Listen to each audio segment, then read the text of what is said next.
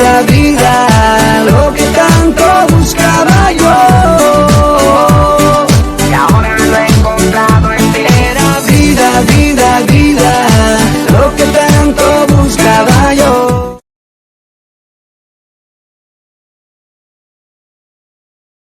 Muy buenas para toda la iglesia del Señor.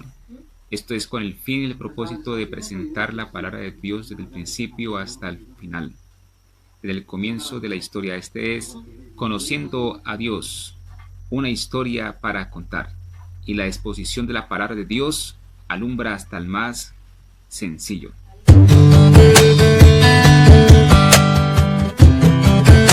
¿El árbol del conocimiento del bien y del mal estaba en el huerto? Sí, y Dios le está diciendo: de todo árbol que está en el huerto podrás comer. O sea que también podía comerlo. Solo que el versículo 17, Dios da una advertencia. O sea, usted puede comerlo, pero ¿cuál fue la advertencia que Dios le dijo el día que lo comiera? Moriría.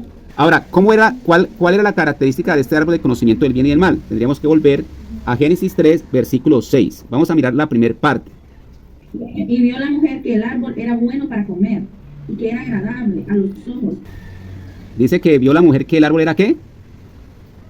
Bueno para comer y agradable. Bueno, este árbol era bueno para comer. ¿Y estos árboles cómo eran? Buenos y deliciosos. Era también buenos para comer. ¿Qué otra cualidad tenía este otro árbol, aparte de que era bueno para comer? Dice esta versión: agradable a los ojos. A la vista. Sí. O agradable a la vista. ¿Y los otros cómo eran? Era delicioso. A la vista. Entonces, ¿qué diferencia había? ¿Ninguna? Ninguna físicamente. Esa físicamente no había ninguna diferencia. Entonces, el árbol de conocimiento del bien y del mal podría ser cualquier fruta que tenemos hoy en día. Solo que la escritura no dice qué fruto era. Entonces, nótese que físicamente no había ninguna diferencia. Entonces, ¿por qué razón? Si no había ninguna diferencia física, ¿por qué razón el hombre iba a morir acá al comer del árbol del conocimiento del bien y del mal? Por el mandato que da Dios, por la obediencia. Muy bien, el mandato que está dando Dios. Era de que se les iba a abrir los ojos y iban a poder distinguir entre el bien y el mal. Iban ya a conocer eso como Dios. Ok, o sea que el hombre cuando comió ese árbol conoció el bien y conoció el mal. ¿El hombre antes conocía el mal?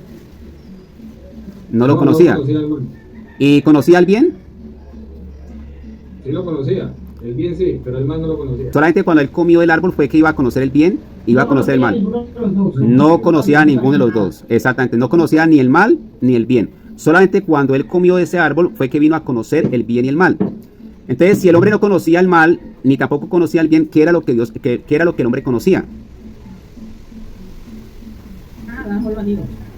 Solo a Dios. ¿Y qué conocía de Dios? ¿O cómo había hecho Dios toda la creación? ¿Cómo quedó toda la creación? Buena y perfecta. Ah, perfecta. Entonces, ¿el hombre qué era lo que conocía? La perfección de Dios. La perfección. Mire eso. El hombre conocía la perfección. Solo cuando tomó del árbol del conocimiento del bien y el mal, vino a conocer el bien y el mal y dejó de conocer lo perfecto. Porque perdió la vida.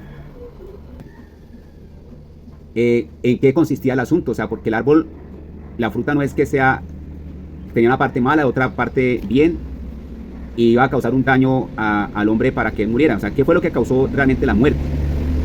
Rafael decía acerca de la palabra de Dios y la desobediencia a la palabra de Dios, porque eso sí vimos por la palabra de Dios de que el hombre desobedeció. Pero ¿por qué el hombre desobedeció a Dios? O sea, la desobediencia es como el resultado del pecado del hombre, pero ¿por qué el hombre desobedeció? No creer. No creer. Entonces, el pecado del hombre fue no creerle a Dios. Cambió la verdad de Dios por la mentira de Satanás. Por esa causa es que el hombre desobedeció, porque no le creyó a Dios y le creyó fue a Satanás. Y la mujer también fue lo mismo. El pecado de la mujer fue no creerle a Dios. Aunque ella peca siendo engañada, ¿no? Creyó fue una mentira. Entonces, a esa parte, la pregunta que yo tengo a ese pasaje o a ese punto es: ¿qué fue lo que no le creyó a Dios? El mandato, ¿quién lo estaba dando? Ellos pensaban que el mandato lo estaba dando Dios. ¿Y de dónde salió ese mandato? De la voz de Dios. De la voz de Dios, de la boca de Dios. Y hay un principio universal en todos los tiempos, tanto en el Antiguo Testamento como en el Nuevo Testamento. Dios los había diseñado para que vivieran de qué forma. Escuchando la voz de Dios. escuchando la voz de Dios. O sea que, y la voz de Dios, y de la voz de Dios salió el mandato de no comerás. Y la advertencia, el día que comieres del árbol del conocimiento del bien y del mal, ciertamente morirás. El hombre fue creado y fue diseñado para vivir de la palabra de Dios. El hombre no puede vivir independientemente de Dios. Ya vimos de que Satanás quiso independizarse, o sea, Lucero tomó la decisión de independizarse de Dios, mas no lo logró en su totalidad, porque aún sigue rindiendo cuentas a Dios y recibiendo las órdenes de Dios. Él no puede hacer nada sin la orden de Dios.